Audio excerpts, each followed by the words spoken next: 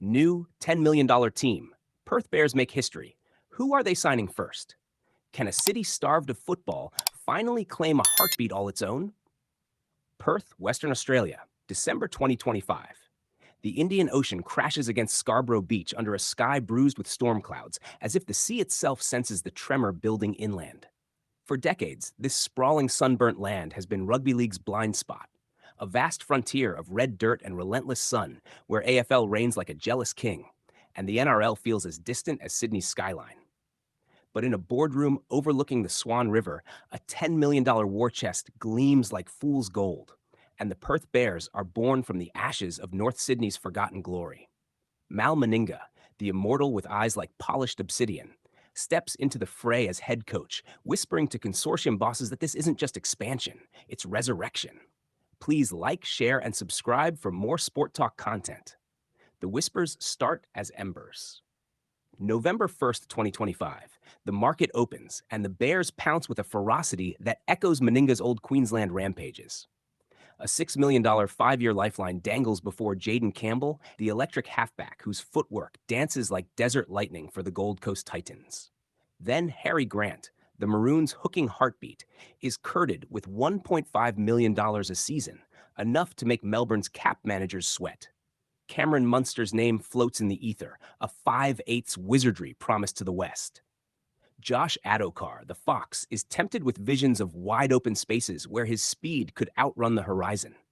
The Bears aren't building a team. They're forging a myth, one lavish offer at a time. But the rejections land like thunderclaps. Campbell stays loyal, penning his future in Titans gold. Grant re-signs with the Storm, his heart tethered to the club's premiership pulse. Munster laughs it off in a Melbourne presser, eyes on another ring. Adokar ghosts the calls, chasing Eastern glory instead. Perth's recruiters, led by the unflinching Dane Campbell, stare at empty contracts, the $10 million pot bubbling but untouched. Whispers turn to doubts. Is the isolation too cruel? The junior base too thin? Or is it the ghosts of failed bids past, from 1995's near miss to the 2024 consortium's crumpled dreams? Enter Harry Newman. November 23rd, a rainy Tuesday in Leeds, where the Rhinos train under grey English skies. The Englishman, 24 and forged in Super League fire, scrolls a encrypted email from Meninga himself. 3 years, $3.2 million, numbers that blur with the promise of sun-baked fields and a blank canvas. Newman's phone buzzes with visions. Optus Stadium's 60,000 souls roaring his name, not as import, but as pioneer. He signs in secret, fax humming through the night. By dawn Perth time, the Bears have their first brick. Not a superstar, but a silent storm, a center with 129 games of grit, England caps earned in the Ashes' dying embers, and a hunger that matches the coach's own. The announcement hits like a try under the posts. Perth erupts in cautious joy. Local radio lines jam with callers dreaming of Newman's boots carving through AFL heartland. In Sydney's league dens, eyebrows arch. Newman, the reliable Rhinos warrior who danced past Kangaroos in 24's Dead Rubber, now the face of a frontier franchise. Meninga, voice gravelly over a Zoom call, declares it the spark that lights the fire. Fans flood social feeds with mock jerseys, red and black stripes slashed across Newman's broad back, the Bears' roaring emblem snarling anew. Word spreads like bushfire. Pairs rising trends from Fremantle docks to North Sydney's Old Faithful, who dust off 90s scarves in quiet pubs. The Sydney Morning Herald leaks details. Newman's deal includes family flights from Yorkshire, a riverside apartment overlooking the Swan, and a clause for Indigenous outreach, echoing Meninga's own heritage. English outlets buzz with envy-tinged pride. Leeds bids farewell with a guard of honor. In Perth's junior comps, kids who once kicked Sharon now grip Steeden balls tighter, whispering Newman's name like a talisman. Yet the victory tastes bittersweet. As Newman boards his Qantas flight west, reports swirl of the Bears' wish list. Toby Sexton, the roaming halfback fresh from Bulldogs playoffs, inked as foundation number 7 for a cool $2.5 million. Liam Henry, Penrith's baby-faced forward, rumored close after a light call from Meninga. Tyran Wishart, Melbourne's Swiss Army knife, tempted by utility stardom. Even Scott Drinkwater's name surfaces, the Cowboys' fullback, whose cap-straining salary might finally crack open a door. The $10 million swells with state subsidies, $50 million from WA coffers for infrastructure, pathways, a license to dream. Crowds gather at the nascent Bears HQ, a converted warehouse near Subiaco Oval, where construction crews hammer under floodlights. Local journos capture the scene. Meninga, arms crossed, briefing Newman on arrival. This isn't about surviving, Harry. It's about thriving where no one's dared.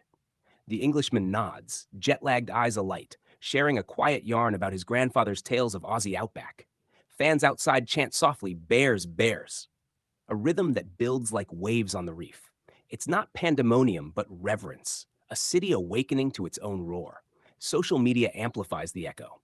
TikToks of Newman's highlight reels overlay Optus Stadium renders go viral, racking 2 million views in 48 hours. North Sydney diehards post archival footage, the 90s Bears' last hurrah, now fused with Perth sunsets.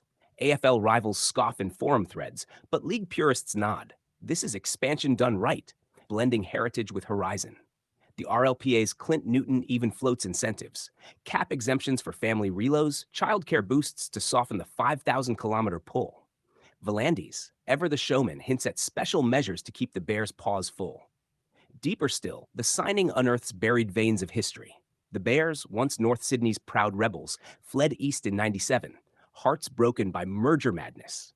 Now, resurrected in red dirt, they carry that underdog snarl, working-class grit transplanted to a land of mining surfers. Newman's arrival? It's poetry. An Englishman bridging old world to new, much like the Code's own journey from Lancashire mills to Sydney slums. Meninga sees it clear. League's always been about outsiders finding home. Harry's our first proof. But doubt lingers in the shadows. Corey Parker on CN Airwaves voices the quiet fear. One signing's a start, but where's the marquee? Perth needs a face to sell the dream. Recruitment whispers intensify. Billy Burns, the Sharks' breakout beast. Sam Hughes, a prop with fire in his veins. Tom Chester, Cowboys speedster rising from ACL ashes. Jamin Jolliffe, Titans veteran hungry for legacy. By Christmas, 10 names on the dotted line, or the $10 million mirage fades. Meninga, undeterred, tells confidants, "We're not buying players, we're buying belief." Reflect for a moment on what this means in the grand tapestry. Rugby league thrives on defiance, the 1908 schism, the Super League wars, the Dolphins' improbable dawn. The Bears? They're the next verse. A code that once shunned the West now plants its flag in isolation's embrace. Newman's pen stroke isn't mere ink, it's a vow against apathy, a reminder that sport's true pulse beats in uncharted spaces. In a game chasing dollars, this $10 million gamble whispers of something purer, community forged in flight, loyalty lured by light. Humanity's quiet heroes emerge here. The